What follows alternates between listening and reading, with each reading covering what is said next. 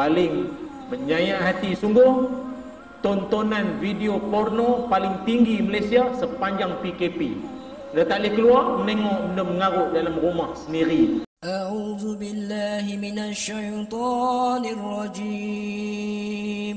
Tidak ada kalam ataupun tidak ada pekerjaan yang lebih mulia melainkan pekerjaan menyeru orang kepada Allah Subhanahu wa taala.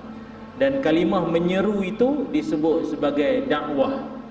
Dan di dalam Al-Quran pun banyak ayat-ayat Allah Subhanahu wa taala menyebut berkaitan tentang murninya pekerjaan dakwah ini. Sebagai contoh dalam Quran surah Fussilat ayat 33, Allah berfirman, A'udzubillahi minasyaitonir rajim.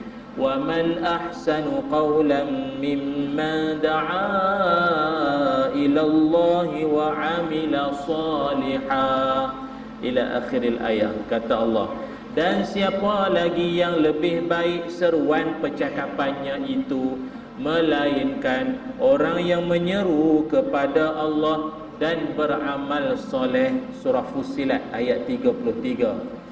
Dan banyak lagi lah ayat-ayat yang lain yang berkaitan tentang Allah memuji perbuatan-perbuatan orang yang suka berdakwah, menyeru orang ke jalan Allah Subhanahu wa taala. Namun perkara yang perlu kita ketahui juga, yang kita nak kena ingat, kerja dakwah ini tidak semestinya kerja para asatizah, ustaz-ustazah, tok-tok guru, ataupun orang yang mesti syaratnya pakai kopiah, berjubah, janggut parah dada, berserban, dahi mesti tinted, dahi itu hitam, legam dahinya itu, baru dia layak untuk berdakwah. Belajar pula akademi pengajian Islam, baru layak untuk berdakwah. Mesti berdaftar sebagai ahli geng Surau Putrajaya, baru layak untuk berdakwah. Muka sering datang ke surau, khatam kitab penawar bagi hati, baru layak untuk berdakwah. Tidak, bukan itu syaratnya. Man qala la ilaha illallah fahuwa da'i. Siapa-siapa yang menyebut kalimah la ilaha illallah, maka dia automatically adalah pendakwah. Dan pendakwah ini juga tidak semestinya tuan-tuan nampak kepada penceramah, apa lagi, pencetus ummah, apa dai ke apa. Tidak semestinya.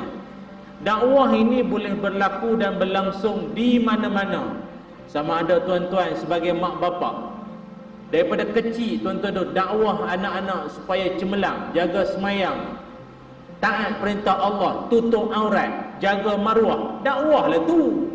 Dakwah lah tu. Cuma tak adalah nak kata ayah sedang berdakwah ni, kan bunyi ustaz sangat. Tapi sebenarnya itulah dakwah. Dan kalau nak ikutkan tuan-tuan, tanggungjawab berdakwah ini paling berat sekali dakwah pada siapa? Pada siapa? Kata Imam Syafi'i rahimahullah, dalam dunia ini ada 3 perkara paling susah nak buat. Siapa boleh buat kira hebat. Dalam dunia ini kata Imam Syafi'i ada 3 perkara sukar nak dibuat. Boleh, tapi sangat jarang-jarang orang boleh buat. Apa dia tuan-tuan? 3 perkara tersebut. Pertama sekali adalah berdakwah ataupun menasihati para pemimpin-pemimpin. Itu yang pertama sekali. Nak cakap lebih-lebih kan dia cantah kita pula. Tak ada joke pula lepas ni. Itu satu. Yang kedua adalah tidak melakukan maksiat ketika bersendirian. Duduk di negara orang tak kenal, senang nak buat maksiat tu. Orang bukan kenal kita, sini bukan tak nak buat, nak, tapi sebab orang kenal. Duduk Presiden 9, AJK surau pula tu, takkan orang nak buat, malu ke orang, tak boleh. Itu yang kedua. Engkau boleh menahan diri daripada buat maksiat ketika seorang-seorang. Tak payah tunggu duduk negara luar. Anak-anak muda dia duduk dalam bilik, ada internet siap, tak tahu apa dia menengoknya. Paling menyayat hati sungguh tontonan video porno paling tinggi Malaysia sepanjang PKP. Dia tak boleh keluar, menengok benda mengarut dalam rumah sendiri. Ketika duduk seorang-seorang, boleh tahan tak tengok ataupun tak buat maksiat, kira hebat, kata Imam Syafi'i. Dan yang ketiganya adalah benda yang paling sukar sekali adalah menyampaikan nasihat kepada ahli keluarga sendiri. Tuan-tuan setuju maupun tidak, telah pun berlaku dalam sejarah tuan-tuan. Tengoklah Nabi-Nabi sejak daripada dulu, yang paling susah Nabi-Nabi ini berdakwah pada siapa? Pada siapa? Pada keluarga sendiri. Nabi Ibrahim alaihi salam, bapaknya siapa? Ustaz ke? Jabat agama ke? Kiai ke? Tidak. Pembikin berhala. Bapak. Orang kata kalau dah anak tu Nabi, bapak tu kot mufti ke ulama besar dah. Bapak buat berhala. Siapa lagi? Nabi Lut alaihi salam, isterinya sendiri curang pada dia, belot pada dia, pakat dengan musuh untuk hapuskan suami sendiri, bini sendiri. Tak boleh pakai bini macam tu. Nabi Nuh alaihi salam, siapa? Anak dia nama Kan'an, disuruhnya naik ke kapal, dia tak mau. Anak dia kata tak mau ikut bapa. Anak Nabi, bukan anak penceramah, anak Nabi melawan, tak nak dengar cakap. Apa cara? Itu kata dakwah pada keluarga ni bukan senang. Ingat senang lah. Ayah pandai ceramah, anak tak jadi. Nak buat macam mana? Dalam orang tua kata dalam pisang sesikat pun ada, bukan semuanya menjadi. Kan? Siapa lagi? Nabi Muhammad sallallahu alaihi wasallam berdakwah pada siapa? Paling susah. Pak menakan, pak saudara, paman-paman dia itu, dia punya pak saudaranya itu. Kan? Abu Lahabnya dan yang lain-lain itu semua lawan. Tak dengar cakap. Oh, dulu kecil-kecil zaman belajar pergi Mesir, kita orang sponsor bagi duit sumbangan. Balik nak ceramah kita pula suruh tinggal judi, arak, semua kata haram bagai. Tak payah pun nak ajar. Kau pergi belajar dulu, kita yang sponsor. Nak pandai ceramah ke orang. Dan benda tu memang saya sendiri pun lalui. Saya tu tidaklah kata keluarga kita elok sangat, tapi saya nak beritahu tuan-tuan, macam saya sendiri pun kadang ada kala-kalanya tu balik ke kampung, pak-pak saudara minta juga buat kuliah.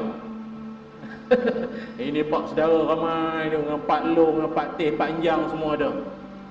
Dia kata, "Liah, buatlah kuliah sikit, ceramah TV, radio boleh, takkan ke kampung sendiri tak boleh. Sikit lah." Dia cuik kita semua kuliah sikit. Bukan tak boleh ceramah tuan-tuan. Kalau yang dah depan ni semua Pak Long, Mak Long, Mak Teh, yang dulu masa kita kecil-kecil, selipar dia kita curi, anak dia kita tumbuk.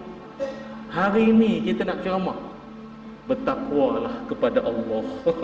Pak Long bertakwalah kepada Allah. Bukan dia tak nak dengar, tapi jauh dalam sudut hati dia, Allah yang tahu. Ini ceramah kat orang dulu kau dah. Betul tak? Sejak balik Mesir jadi elok apa dulu. Bukan senang nak dakwah pada keluarga sendiri, bukan senang. Ceramah dengan orang lain boleh Hatta kalau ada satu orang suami, kalau jenis suami dan dia tu juga penceramah jenis cakap serupa bikin, okeylah. Tapi sembang dengan orang pandai, dengan isteri sendiri pun tak settle, nafkah ngapa tak selesai. Tiba ceramah kat depan, bini dia duduk belakang. Tuan-tuan semua, kita mesti sayang isteri kita. Bini dia duduk belakang, sembang. Sayang bini, ajak pergi alam anda pun bising, ngamuk. Bini dia tahulah, awak punya cerita semua dalam poket. Sembang sayang bini. Macam mana nak ceramah dengan isteri sendiri? Dakwah ni paling susah pada keluarga sendiri. Sebab itu Allah Ta'ala puji siapa ada semangat untuk dakwah pada keluarganya dulu.